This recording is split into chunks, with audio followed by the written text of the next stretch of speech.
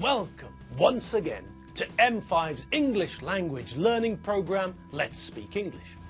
I'm Gav Duncan and I'm here on your TV to help you learn English. Now, are you sitting comfortably? Yes? Good. And are you ready for today's lesson? Yes? Good. Okay, well, let's learn English together. Good afternoon, ladies and gentlemen, boys and girls, grannies, granddads, and everyone else. Please allow me to welcome you to this, the 319th lesson in M5's Let's Speak English series. Come in, come in, come in and sit down. Make yourself comfy. Kick off your shoes, take off your trousers, do whatever you need to make yourself comfy. I'm going to keep my trousers on, if that's okay with you, because, well, I'm here in the studio, but there are, hang on, let me count, 1, 2, 3, 4, 5 people here with me, and I don't think that they want to see my turkey thighs. And to be honest, I don't blame them. I see my legs every day, and they're not the most attractive pair of legs in the world, believe me. So if it's okay with you, all of you at home, I'll keep my trousers on. Trust me, you don't want to see my legs. Okay, now moving along, it's Thursday. Yes, we're getting closer and closer to the weekend. Every day we move another day closer. And we're also getting closer to Christmas. Yes, that too moves closer to us every day. By one day, obviously. So, there's no time to dilly-dally. We've got to get cracking.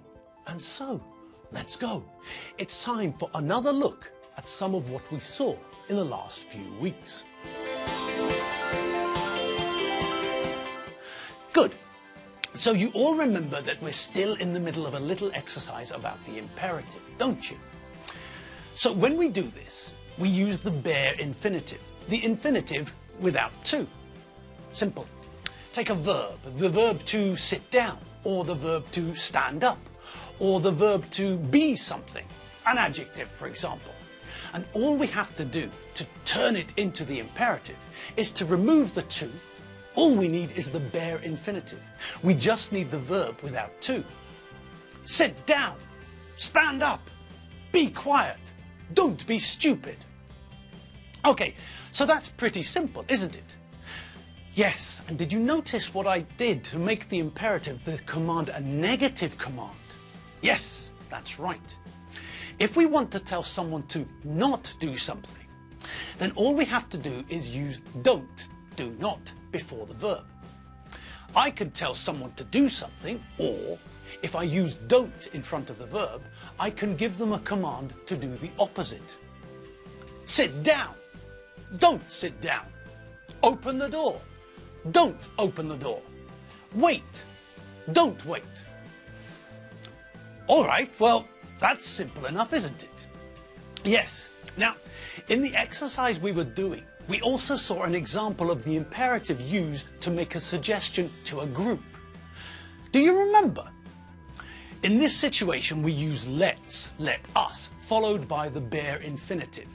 Now, this is a suggestion of what I think is a good idea for us to do. Let's go to Aberdeen for the weekend. Let's have pizza for breakfast tomorrow. Let's go home. I'm tired, cold, and bored. Okay, but what do we do if we want to make this sort of imperative, this suggestion, negative? Well, in that case, we also use not. What a surprise! But for the negative, here, we normally put not before the infinitive. Let's not go to Aberdeen for the weekend. Let's not have pizza for breakfast tomorrow. Let's not go home. I'm not tired, or cold, or bored. So, that's simple enough, isn't it? Did you notice that I had to change the rest of the sentence for the third one? We have to make sure that the sentence is still logical. In the first sentence, the one where I want us to go home, then I give reasons why I want us to go home. I'm making the suggestion because I'm tired, cold, and bored. Now, if we change the sentence, if we make the sentence mean the opposite when we add not to make it negative, then we also have to change the rest of the sentence. It doesn't make sense otherwise. I'm making a suggestion. I'm suggesting that we don't go home because I'm tired, cold and bored. That's mad. That's illogical. So, in order for the sentence to make logical sense, I have to change the end of the sentence too. I have to add the negative to the 3 reasons. In the original sentence, I wanted us to go home because I'm tired, cold and bored. Now the sentence has changed, so we have to change the end of the sentence too. Now I don't want us to go home because I'm not tired, and I'm not cold, and I'm not bored. I'm not tired or cold or bored. So naturally, I don't want us to go home. I'm not tired, I'm full of energy. I'm not cold, I feel fine. And I'm not bored, I'm having a great time. Okay, so if we're giving a command, if we're giving an order, if we're telling someone what to do, then we use the bare infinitive.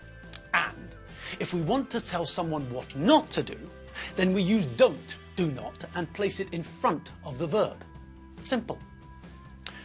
Lock the door after I leave. Don't lock the door after I leave. Finish your homework. Don't finish your homework. Take the dog for a walk. Don't take the dog for a walk. If we're making a suggestion to a group of people, if we're presenting an idea, saying what we think the group should do, then we use let's, let us, followed by the infinitive without to, the bare infinitive. If we want to put this form into the negative, then we put not before the infinitive.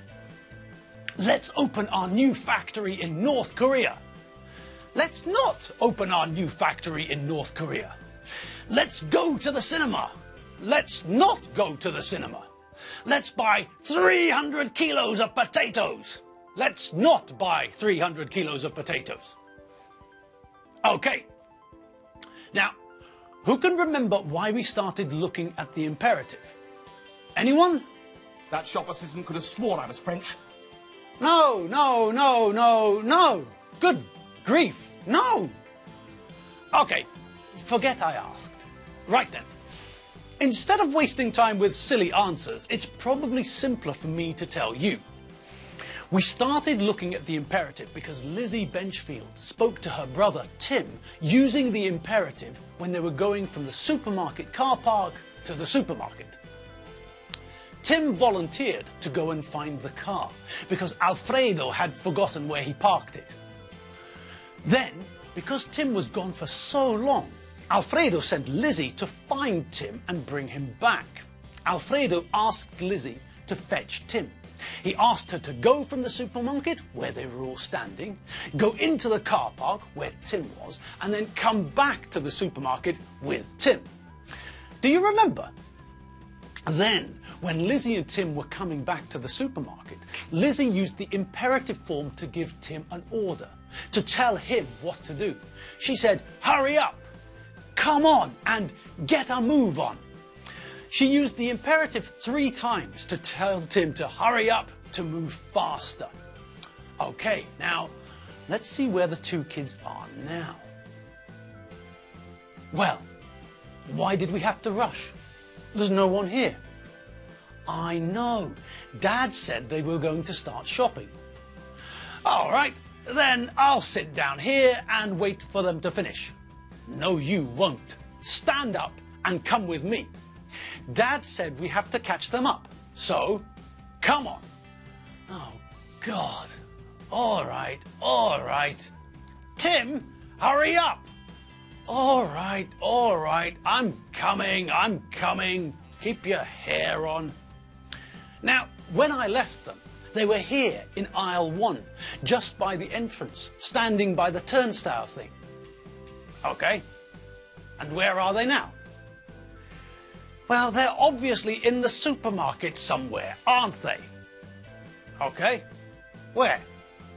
I don't know. How would I know? Dad didn't tell me where they were going. Well, how are we going to find them then? Tim, stop being so stupid. God, you really are thick, aren't you? What do you mean? God, what do you think I mean? Dad and the others are in the supermarket. We have to find them. Yeah, but we don't know where they are. God, Tim, you're so thick. We'll have to look for them. What? Walk about the supermarket until we find them? Yes, finally, the penny's dropped, has it? But, I'll get tired. All that walking. Tim, stop being a baby. Come on, let's start looking for them. My legs are sore already, and I think there's a hole in my soul from all this marathon walking.